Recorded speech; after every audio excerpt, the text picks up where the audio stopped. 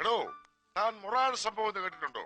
കയ്യൂർ വെടിവെപ്പ് എന്ന് കേട്ടിട്ടുണ്ടോ? ഇതൊക്കെ ഒരുപാട് തവണ കേട്ടിരിക്കുന്നു സാർ. ആ, താനൊക്കെ കേട്ടിട്ടേ ഉള്ളൂ. അതിന്റെ മുന്നണി പോരാളിയായിരുന്നോ ഈ ഞാൻ. അതങ്ങ് പള്ളി പറഞ്ഞാ മതി. ആ പരിസരത്തെങ്ങും ഇദ്ദേഹം ഉണ്ടായിരുന്നില്ല. എന്താ എമ്പോക്ക് തരം പറയുന്നു? എടോ, താനൊരു വിപ്ലവകാരിയുടെ ഇന്റഗ്രിറ്റിയാണ് ചോദ്യം ചെയ്യുന്നത്. ഇതൊക്കെ ഞാൻ പറയുന്നതല്ല, സാറിന്റെ തന്നെ പാർട്ടിയിലെ വല്യമാൻ പറയുന്നതാ. അനക്കറിയാടോ ആ വല്യമാനെ? പോളിറ്റല്ലേ പോളിറ്റ്. പറ്റിയ അവസരം വരട്ടെ, ഓന്റെ ബ്യൂറോ ഞാൻ വെട്ടി നിർത്തും. അതൊക്കെ ഞങ്ങൾ തമ്മിൽ തീർത്തോളാം. നമ്മളിപ്പോ എവിടെയാ പറഞ്ഞു നിർത്തിയത്? അല്ല, നമ്മളൊന്നും പറയുന്നില്ല, എല്ലാം സാറ് തന്നെയാണ് പറയുന്നത്. അതെ, ഞാൻ പറയുന്ന കാര്യം ഞാനല്ലാതെ പിന്നെ താൻ പറഞ്ഞാൽ ശരിയാകൂ. അത് കൊള്ളാം.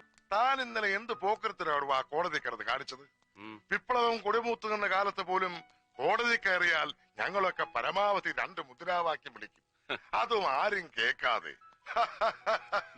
ഇതാണോ നിരപരാധിനെ പിടിച്ച് അപരാധിയാക്കിയതും പോരാ, യഥാർത്ഥ അപരാധിനെ ഇയാൾ തൂക്കിയെടുത്തോണ്ട് വന്ന് കൂട്ടു നിർത്തിയപ്പോ ജഡ്ജിയുടെ മുമ്പിൽ വെച്ച് തന്നെ അവനിട്ട് വെച്ച് കീറിക്കൊടുക്കുക എന്നൊക്കെ പറഞ്ഞ് ഇവിടെ നോക്കണു. തല പോലെ കാര്യങ്ങൾ പറയുമ്പോ അയൽവക്കത്തെ തെങ്ങുമേലുള്ള തേങ്ങ എന്ന നിന്റെ മറ്റേ പരിപാടി ഉണ്ടല്ലോ, അതിവിടെ വേണ്ട.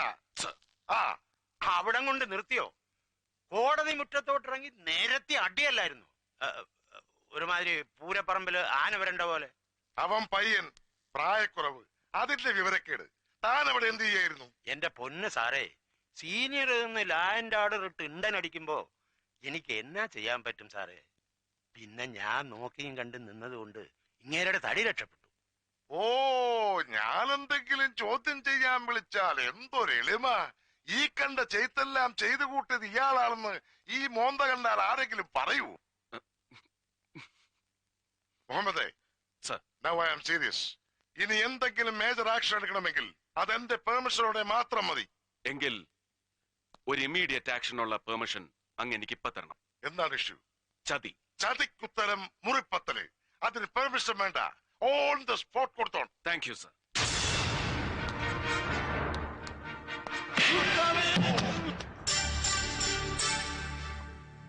ഇറങ്ങി പോടോ എന്റെ മുമ്പിൽ. തന്നോടല്ലേ പറഞ്ഞ ഇറങ്ങിപ്പോവാൻ?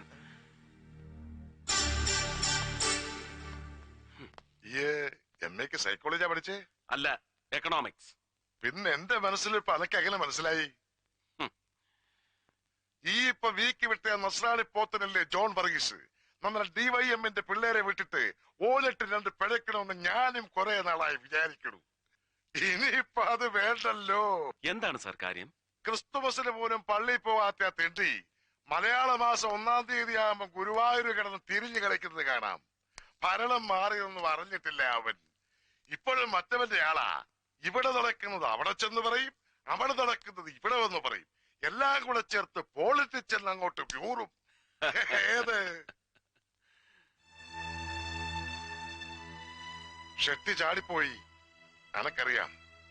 ഓൻ ചതിച്ചതാ ജോൺ.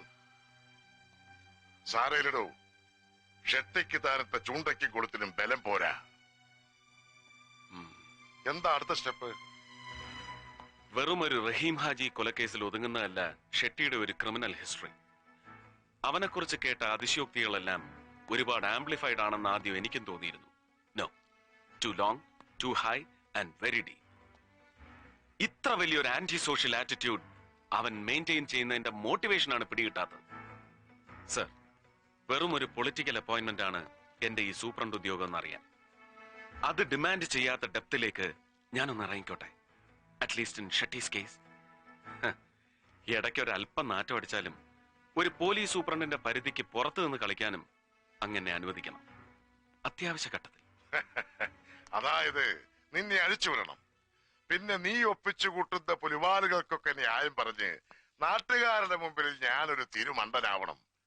നാടിന്റെ തന്നെക്കല്ലേ ആവാം. സഖാക്കളൊക്കെ സഹായിച്ച് എനിക്കിപ്പോ അങ്ങനെ ഒരു ഇമേജ് ഉണ്ട്. കോമാളി ഇല്ല സർ, കോമാളി അല്ലാത്ത ഒരാളെ ഇവിടെയുള്ളൂ. That's U. അങ്ങ് മാത്രം. സലാം.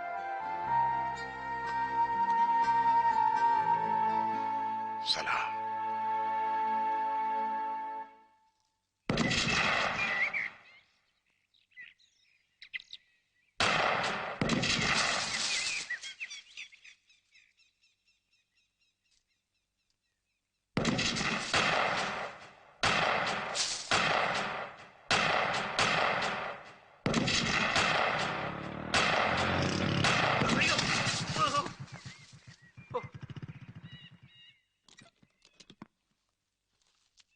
സാറേ കാഞ്ചിന്ന് കൈയെടുക്കണേ. ആകാശത്ത് വെച്ച അവസാനം എന്റെ നെഞ്ചി കൊള്ളും.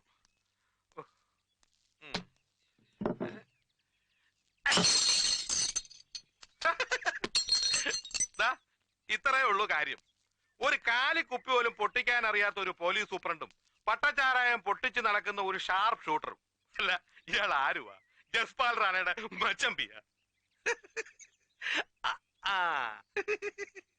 രണ്ടു കണ്ണും തുറന്നു പിടിച്ചാൽ തന്നെ ആടേതാ പൂട ഏതാണെന്ന് തിരിച്ചറിയാൻ മേലാത്ത ഇങ്ങേരാ ഇനി ഒറ്റ കണ്ണു വെച്ച് ഉന്നം പിടിക്കുന്നത്.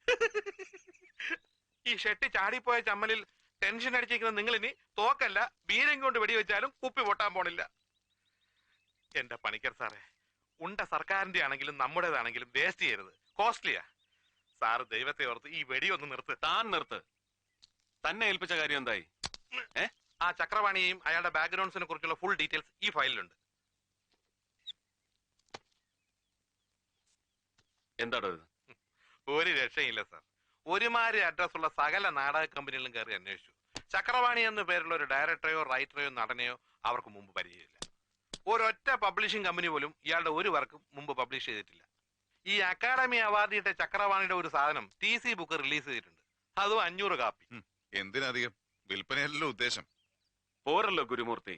അങ്ങനെ 100% അനോണിമസ് ആയ ഒരു പാസ്റ്റ്, അത്തരം ഒരു ഭൂതകാലം ഈ ലോകത്ത് ഒരുത്തനും ഉണ്ടാവില്ല. തന്റെ അന്വേഷണത്തിൽ എവിടെയെങ്കിലും ഒരു മിസ്സിംഗ് ലിങ്ക് ഉണ്ടാവും. ഒന്ന് ചുഴിഞ്ഞ് ചിന്തിച്ചു നോക്കിയേ, എന്തെങ്കിലും വിഴുങ്ങിപ്പോയിട്ടുണ്ടോന്ന്.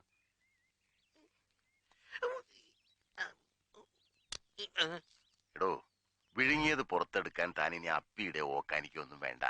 ഒന്ന് ആലോചിച്ച് നോക്കാനേ പറഞ്ഞോളൂ. കായംകുളത്ത് ഒരു ട്രൂപ്പിലെ കിളവൻ മാനേജർ പറഞ്ഞു, അന്നത്തെ അവരുടെ സൂപ്പർ സ്റ്റാർ ആയിരുന്ന മഞ്ചേരി മാധവിന്റെ ഒരു നടിയുണ്ട്, അവളെ ചക്രവാണി എന്നൊരു കർത്തം വലിക്കാരെ അടിച്ചോണ്ടുപോയി. ആ ചക്രവാണി തന്നെയാണ് ഈ അവാർഡുകാരൻ ചക്രവാണി എന്നാ കിളവൻ പറയുന്നത്. അസൂയ. അസൂയാണെന്ന് എന്താ ഇത്ര ഉറപ്പ്? ഞാൻ അന്വേഷിച്ചു. മഞ്ചേരി മാധവിന്റെ നടി ഇപ്പോഴും ഉണ്ട്. ചത്തിട്ടില്ല, ജീവിച്ചിരിപ്പുണ്ട്. പക്ഷെ പ്രേമിച്ചതും ഒളിച്ചോടിയതൊന്നും നമ്മുടെ ചക്രവാണിയുടെ കൂടെ അല്ല, ഒരു പാവം വെളിച്ചപ്പാടിന്റെ കൂടെ, അയ്യപ്പൻ. താൻ ഈ മാധവിയെ നേരിൽ കണ്ടോ? ഇത്രയും ഡീറ്റെയിൽസ് കിട്ടിയ സ്ഥിതിക്ക് അതിന്റെ ആവശ്യമില്ലല്ലോ. ആവശ്യമുണ്ട്. മാധവിൻ തന്നെയായിരുന്നു പേര്. അത് പണ്ട്. ഇപ്പൊ ഞാൻ മറിയാണ്. ഒരു വെളിച്ചപ്പാടിന്റെ ഭാര്യയായിരുന്ന നിങ്ങളുടെ ഈ മതം മാറ്റം നിങ്ങളുടെ ഭർത്താവിന്റെ സമുദായത്തിന് എങ്ങനെ അംഗീകരിക്കാൻ കഴിയും? ഒരുത്തന്റെ അംഗീകാരം എനിക്ക് വേണ്ട സാറേ. ഈ കത്തനാരച്ചന്മാരും കൊള്ളാം, കന്യാസ്ത്രീ മഠവും കൊള്ളാം. ഒരു ദേവീക്ഷേത്രത്തിലെ വെളിച്ചപ്പാട് അസുഖം വന്ന് വീണൂന്ന് കേട്ടപ്പോഴേ അവന്മാര് ചാടി വീണു. അയാളുടെ ഭാര്യയെ തന്നെ തൂക്കിയെടുത്തോണ്ട് പോയി മതവും മാറ്റി പേരും മാറ്റി കഴുത്തേലൊരു കുരിശു ഇട്ടു വന്നു. കണക്ക് നോക്കുമ്പോ പിടികിട്ടിയ കുഞ്ഞാടുകളുടെ ലിസ്റ്റില് ഒരു വെളിച്ചപ്പാടിന്റെ ഭാര്യയെ കണ്ട കാശു മുടക്കി ഇറ്റലിയിലെ സായിപ്പന്മാർക്ക് സന്തോഷാവൂല്ലേ? ചെമ്പകക്കാവിലെ വെളിച്ചപ്പാട് ഉറഞ്ഞു തുള്ളി തല പൊളിഞ്ഞു ബോധം കെട്ട് വീണുന്ന് സാറന്മാര് വായിച്ചു കാണൂല്ലേ പത്രത്തില്. ദേ തോന്നി അയാളുടെ കുടുംബത്തിന് ഒരു 500 രൂപ അയച്ചു തരാഞ്ഞത് എന്താരും. ഒരുത്തരും ഒന്നും തന്നില്ല. വെളിച്ചപ്പാട് വെളിച്ചപ്പെട്ടില്ലെങ്കിലും സാരമില്ല, അന്തിമയക്കത്തിന് മാധവി ചേച്ചി ഒന്ന് വെളിപ്പെട്ടാൽ നിത്യചെലവിന് മുട്ടുവരില്ലെന്ന് അവിടെയുള്ള ചില വലിയ മുഴുത്തോമാര് വിളിച്ചു പറഞ്ഞു. കെട്ടിയവനെയും കുട്ടികളെയും പോറ്റാൻ ഞാനെന്താ അത് ചെയ്യണമായിരുന്നോ? പള്ളിക്കാര് കഴിഞ്ഞില്ലായിരുന്നുവെങ്കിൽ ഞാൻ ചിലപ്പോ അതും ചെയ്തു പോയേനെ. അമ്പലമെങ്കിൽ അമ്പലം, അന്തോനിസ പുണ്യാളെങ്കിൽ അന്തോനിസ പുണ്യാളൻ, അല്ലാഹു എങ്കിൽ അല്ലാഹു. അത്താഴത്തിനുള്ള അരി ആരൊപ്പിച്ചു തരുന്നുവോ ഞാൻ അവരുടെ കൂടെയാ. എന്താ സാറേ, അത് പാടില്ലെന്നുണ്ടോ നിങ്ങളുടെ നിയമത്തിൽ? മതി മതി, ആ വിഷയം നമുക്ക് വിടാം. ഞങ്ങൾക്കറിയേണ്ടത് അവനെ കുറിച്ച് മാത്രമാണ്. നിങ്ങളുടെ ആദ്യ ഭർത്താവില്ലേ ചക്രപാണി, അവനെ തന്നെ. ഇവരോട് പറഞ്ഞതിൽ കൂടുതലായി ഒന്നും എനിക്കറിയില്ല. 10-20 കൊല്ലം മുമ്പ് നടന്നൊരു പഴങ്കഥ, അതൊക്കെ ഞാൻ എന്നേ മറന്നു. ഈ കോൺവെന്റിലെ ചട്ടങ്ങൾ അനുസരിച്ച് ഇതിൽ കൂടുതൽ എന്തെങ്കിലും സംസാരിക്കണമെങ്കിൽ പൗലോസച്ചന്റെ അനുവാദം വേണം. ഓ, എന്നെ അനുവാദമാ? ഈ കോൺവെന്റ് എന്നൊക്കെ പറയുന്നത് പെണ്ണുങ്ങൾ ഒറ്റയ്ക്ക് താമസിക്കുന്ന സ്ഥലമല്ലേ? നിയന്ത്രണത്തിന് വേണ്ടി ഒരു ചട്ടം, അത്ര തന്നെ. ആ ചക്രപാണിയെ കുറിച്ച് ഈ പറഞ്ഞതിൽ കൂടുതലൊന്നും അവൾക്കും അറിയാമെന്ന് എനിക്ക് തോന്നുന്നില്ല. സാറിന് ആവശ്യമുണ്ടെങ്കിൽ അവളെ കൂടുതൽ ചോദ്യം ചെയ്യുന്നതിന് ഞാനൊരു തടസ്സമല്ല. അനുവാദം തന്നിരിക്കുന്നു. എന്താ? ഓ അച്ചോ, ആ മേസ്തിരി എന്താടോ? ആ മേസ്തിരി ഇതുവരെ വന്നില്ല. അപ്പൊ ലേ തിന്നു ഓടത്തില്ല എന്ന് സാരം. ആ ചെട്ടിയാരോട് ഞാൻ എന്നാ പറയൂ എന്റെ കർത്താവ്?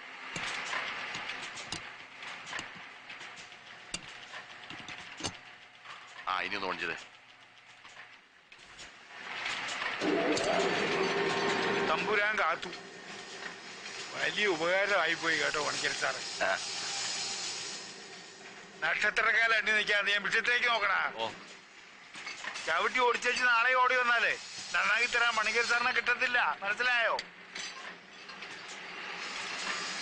പോലീസിൽ ചേരുന്നതിന് മുമ്പ് മെക്കാനിക്കലായിരുന്നു ഇല്ലയോ? ഓ, അതിന് പോലീസിൽ കയറിയിട്ടും വലിയ വിശേഷമൊന്നുമില്ല. അവിടെ ഇതൊക്കെ തന്നെ പണി. അത് പറ, അങ്ങനെ വരട്ടെ. അതല്ലേ ഇത്ര വലിയ കൈത്തഴക്കം.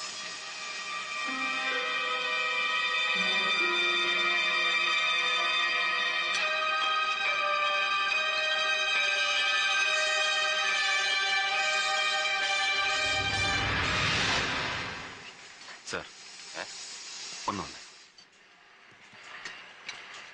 Seems very very familiar. എവിടെയോ ഇതുപോലൊന്ന് കണ്ടിട്ടുണ്ട്, ഓർമ്മ കിട്ടുന്നില്ല. എവിടെയോ കണ്ടതുപോലെ. ആ, വിലാസ്ക് അച്ഛാ, ഇത് എന്തിന്റെ കോമ്പൗണ്ടാ? ആർക്കറിയാം. ശിവകാശിക്കാരൊരു ചെട്ടിയാറ് തന്ന ആറാ മെറ്റലും ഡയ്യോ അയാൾ തരും. നമ്മൾ സാധനം അടിച്ചു കൊടുത്തേച്ചാൽ മതി. സ്ഥലം ശിവകാശി അല്ലയോ, വല്ല തീപ്പെട്ടി കമ്പനിയുടെയോ പ്രിന്റിംഗ് മെഷീന്റെയോ സാധനമായിരിക്കും.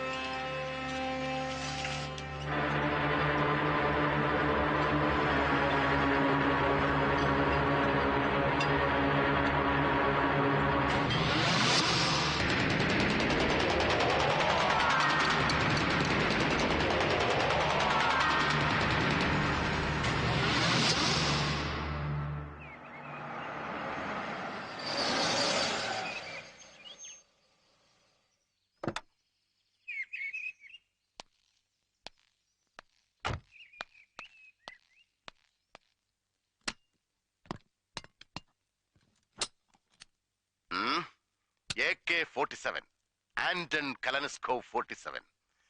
ഇറാഖിലേക്ക് റോക്കറ്റ് വിട്ട് കളിക്കുന്ന അമേരിക്കയ്ക്കും ബംഗ്ലാദേശിനും ഒരുപോലെ പ്രിയപ്പെട്ടവൻ. ഈ സെമി ഓട്ടോമാറ്റിക് റൈഫിളോ ഇതിന്റെ യൂറോ അമേരിക്കൻ ഇമിറ്റേഷൻസോ ഉപയോഗിക്കാത്ത ഒരു മിലിറ്ററി ഫോഴ്സുമില്ല ലോകത്ത്, ഇന്ത്യ അടക്കം. പഴയ സോവിയറ്റ് യൂണിയനിൽ നിന്ന് പിരിഞ്ഞുപോയ പല സ്റ്റേറ്റുകൾക്കും ആഫ്രിക്കൻ ഏഷ്യൻ ടെററിസ്റ്റുകൾ ചെലവിന് കൊടുക്കുന്നത് വെറുതെ അല്ല, ഇവനാണ് പ്രതിഫലം. സംഘടിപ്പിക്കാൻ വളരെ ബുദ്ധിമുട്ടിയോ? അല്പം. ആർട്ടിലറി കോറിൽ ഒരു സീക്രട്ട് സ്പെഷ്യൽ റിക്വസ്റ്റ് കൊടുത്തു, അറ്റാക്ക്. പോലീസിൽ അങ്ങനെ ഒരു വകുപ്പുണ്ട് പുതിയതായി. പക്ഷെ ഉപയോഗിക്കണമെങ്കിൽ വേറെ പെർമിഷൻ വേണം. അത് നമുക്കില്ല സാർ. ഉപയോഗിച്ചു നോക്കിയേ പറ്റൂ. പാടില്ല സാർ. അതിന് കോർട്ട് ഓർഡർ പോലെയുള്ള വാലിഡ് ഡോക്യുമെന്റ്സ് വേണം.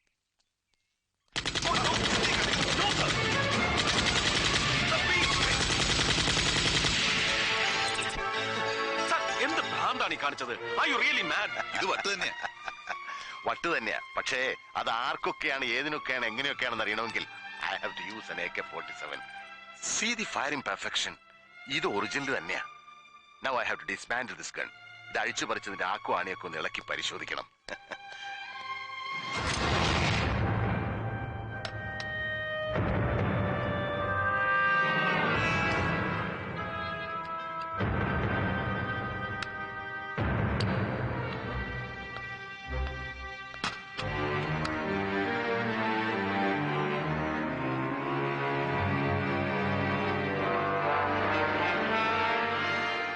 Come on, guys. See this.